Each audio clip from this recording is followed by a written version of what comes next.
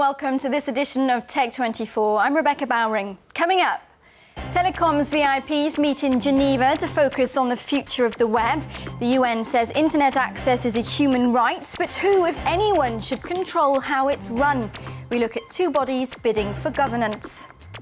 And master the arts of French cuisine with a touchpad made for kitchens. Cook is a Wi-Fi connected culinary coach, unfazed by crumbs or spills. This, the 40th ITU Telecoms World, organised by the UN, is where internet policy is shaped for years to come. In Geneva, world leaders, ambassadors, CEOs, with their national pavilions, countries vie for investment and companies for sales.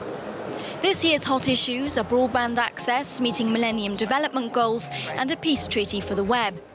As the internet becomes more sophisticated, questions of governance multiply.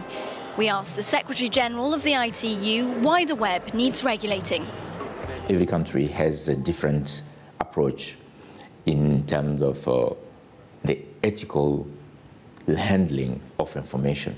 While you are looking for criminal activity, you may come across information of a non-criminal nature. How do you treat that?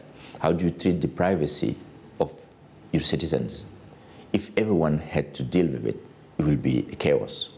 Governments have a role there, but the citizens have the right to know what's going on.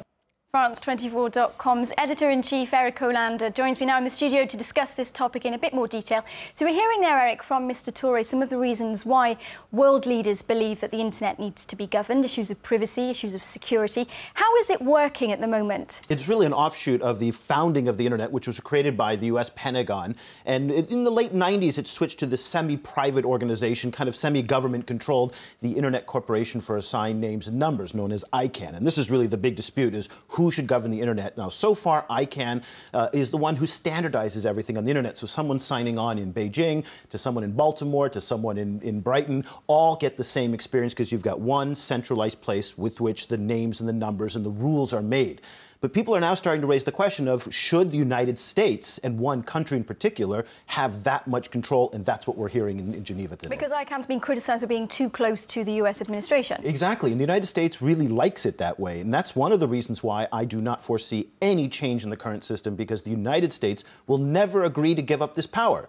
The last thing that it wants to do is give it to the UN. You have to remember that in the United States, the politics of the UN are very different than they are the rest of the world. There's a lot of distrust of the UN, a lot of skepticism of the UN, and this is something a point of national pride for Americans, that they invented the internet and they also want to keep control over it. No president and no Congress in this generation right now will ever give up that control. That's just my opinion. So let's talk about this UN specialised agency, the ITU. That's the body that was behind this conference that we saw in Geneva. They've been criticised in the past for being too slow to react and being a little bit out of touch. Why is that? Because they're the UN. This is the UN, and I'm going to sound very American here, but the UN is an extremely bloated, inefficient organization that is bureaucratic beyond all imagination, and this is the fastest moving industry on the planet right now. So the idea that the UN is well equipped to handle this just seems ludicrous to me. Because it grew out of an organisation that started up at the end of the 1800s, right, is that in the 19th century is when the ITU kind of dates its origin. So it's not to say that there shouldn't be some global governance. I don't foresee how, frankly, given the current politics. But the internet is now so strategically important to countries, particularly the major powers, that it's going to be very hard to imagine a smaller power, for example, being able to encroach on the American dominance right now. It's hard to imagine. Let's talk about this new initiative that ICANN is proposing, starting in January 2012, because ICANN manages the domain names network on the internet, doesn't it? It will introduce a new host of web addresses that allow companies to buy URLs ending in their brand name, not just .com, .net. We've got a soundbite from CEO Rod Beckstrom explaining how that will work. We have a new program where we're opening up, in a simple sense, we're opening up to the right of the dot. So today you think about a .com, .net, .org, or .fr. You could think tomorrow about .company name or .city name or .brand. We're opening up a program so that organizations can apply for new top-level domains. And applying for those, Eric, those TLDs, top-level domains, will cost $185,000. And big firms like Hitachi say they're interested. So obviously it's very expensive. But how does opening up the internet's namespace like that affect issues of web control and governance? Well, there's two main issues that are going on here. One of them is that price for admission is very, very high. And this is what a lot of developing countries say is really prohibitive about the ICANN governance, is that it biases wealthy countries. There's another part of this, too, is that right now domain names are using only Roman characters, A, B, C, D, E, F, G. And there's really been a push from the likes of India, from the Arabic countries, and Chinese, and also other non-Roman script characters, think Japan, to have web addresses that don't only use A, B, C, D, E, and F. So those are the two big trends. But this top-level domain issue is one that's very, very complicated, because if you have too many top-level domains, like we've got .tv, .com, .info, .net, all of them, it gets very confusing. One of the reasons why the internet's been so successful is .com has been so easy for everybody to use. So now all of a sudden you're spreading this out, it's going to get more complicated. Not to say that's a bad thing, it's just going to be more complicated. But sometimes the simplest way is the best. Yeah. Thanks for that, Eric. Stay with us, Test 24 next.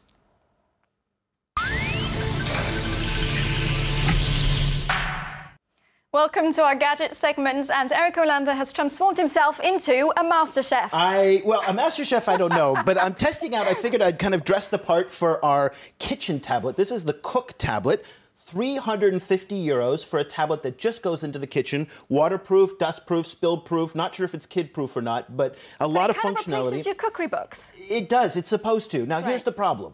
It does one thing, and one thing only. And for 350 euros, it seems like a lot of money to have a tablet dedicated to just doing one thing. My suggestion, get an app like this, put it onto your iPad, get a nice protective case around it that waterproofs it, and you've saved yourself 333 euros. So it has videos, doesn't it? It has videos. It's got a very nice interface, Linux operating system. It's got a very, very quick tactile screen. So I love the functionality of it. I just don't want to buy another tablet. Because it's too niche. Another tablet I have to charge, another tablet I have to keep track of, and not to mention the fact that 350 euros to me just seems very high. Made by a French company. It's only in French, so Anglos have to wait.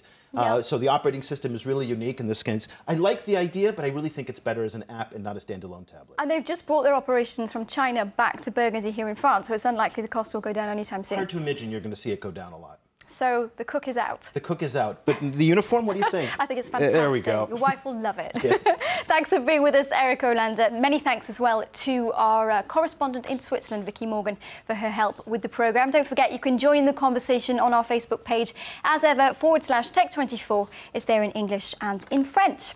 We leave you with a clip this week that is, well, it shows the future, we could say. A major software company's vision of what the world will look like in 2019. It's a bit like Minority Report. The woman's glasses translate foreign languages. The taxi window is an augmented reality screen.